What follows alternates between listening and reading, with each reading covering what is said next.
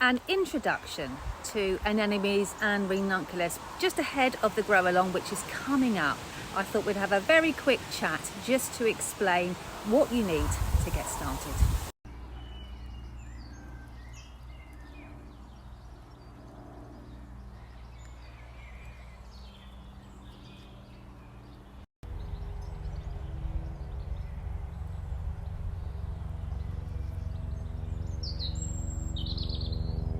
You may have heard that anemones and ranunculus can be tricky little customers, but that's not actually true. What it is they're not native to United Kingdom. Where they come from, they don't have frosts. So all we need to do to grow them through the winter, because they need the lower light levels to get good vegetative growth. So you need a good, strong plant by the time the light levels start to increase in spring, for them to produce all those blooms, all those multiple blooms. All we need to do is to make sure that the plants are not outside in contact with the frost, because the Ranunculus especially has got a high water content, and that frost can burn and damage the leaves.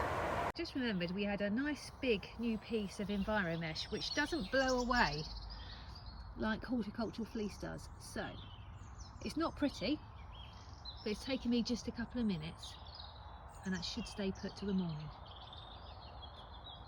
Now these are my Ranunculus pots. This is the porcelain, isn't it beautiful?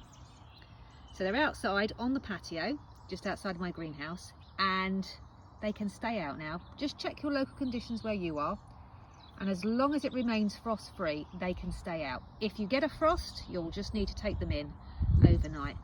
But otherwise, things are getting an awful lot easier now. The anemones are much more frost tolerant than the ranunculus. They don't have nearly as much water content in their leaves. However, as we get towards flowering time, you will just need to keep an eye on the stems and the blooms, because the stems got a lot of water in them and the blooms are very delicate. So we either need to move our pots inside on the odd occasion that we have a frost, or cover them up in situ, or you could just cut all the flowers. Quick update on the anemones. Looking magnificent. Absolutely fabulous. Thinking, that does sound quite a lot of effort, Zoe. It really isn't. It's just gardening. We're just doing our gardening. And if you think about it, the tulips have struggled for the last few years with the extreme weather. Last year, for example, we had stunted tulips because the winter just was not cold enough to chill them down for them to bloom properly. Then we had a very dry spell, which means the flowers didn't develop properly. And then to top it all off, we had this massive hot spell, which then torched all the blooms, and they literally were over in a weekend. So my ranunculus and my anemones, for me, performed an awful lot better. These are my potted up anemones.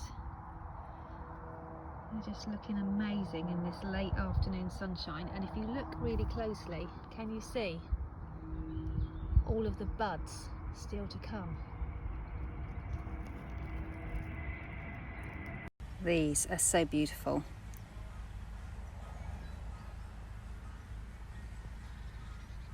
If you needed any more persuading, and I know lots of you don't, you can dig up and keep your anemone and ranunculus corms for the following year, which you can't do with your tulips, especially the fancy ones.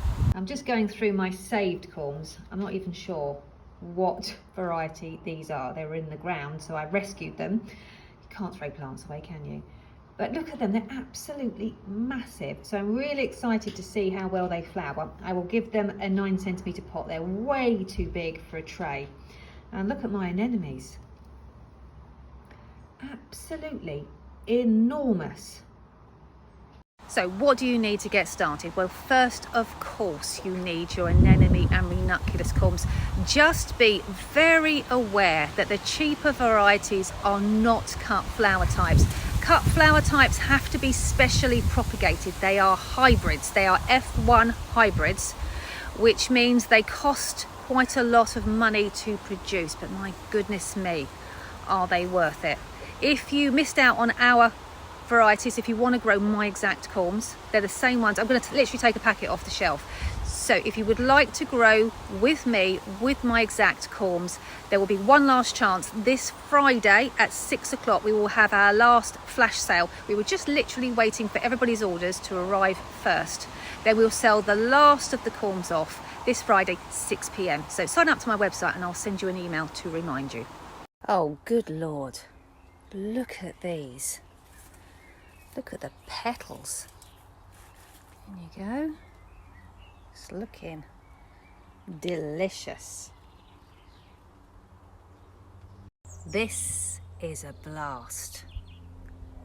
From May past, to remind you what the Ranunculus look like and help you decide on which varieties you'd like to grow in your own gardens.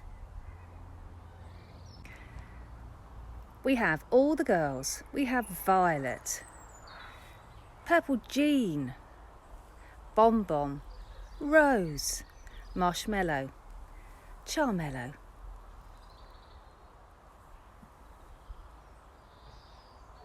Just like the Autumn Jumpstarter seed shop, we've also got an Anemone and Ranunculus handbook for you.